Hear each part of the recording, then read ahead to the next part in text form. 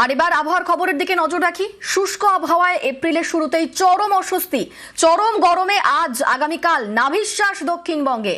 পশ্চিমের জেলায় 40 ডিগ্রি তাপমাত্রার সম্ভাবনা। চলতি সপ্তাহে কলকাতায় পারদ ছুঁতে পারে 37 ডিগ্রিতে। আমাদের সঙ্গে রয়েছেন প্রতিনিধি বিশ্বজিৎ। দক্ষিণবঙ্গের জন্য ঠিক কি বলছে হাওয়া অফিস?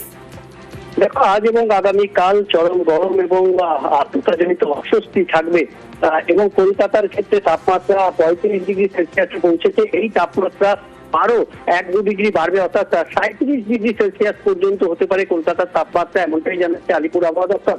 পশ্চিমের জেলাগুলি, বিশেষ করে পশ্চিম বর্ধমান, বীরভূম এবং পশ্চিম বাঁকুড়া, পুরুলিয়াতে 40 ডিগ্রি ছুতে পারে, কোথাও কোথাও 40 ডিগ্রি পেরিয়ে যেতে পারে বলে আশঙ্কা প্রকাশ করেছেন আবহাওয়া বিজ্ঞানীরা। তবে তারই পাশাপাশি উত্তরবঙ্গে আলো ঝড় বৃষ্টি, উপরের 5 জেলায় বিক্ষিপ্ত ঝড় বৃষ্টির সম্ভাবনা। 30 থেকে 40 কিলোমিটার বেগে ঝোড়ো হাওয়া। আগামীকাল থেকে কমবে ঝড় বৃষ্টি, এমনটাই সম্ভাবনা। উত্তরবঙ্গে 3 থেকে 5 ডিগ্রি চড়তে পারে পারদ। সোমবার উত্তরবঙ্গে ফের ঝড় বৃষ্টির পূর্বাভাস রয়েছে।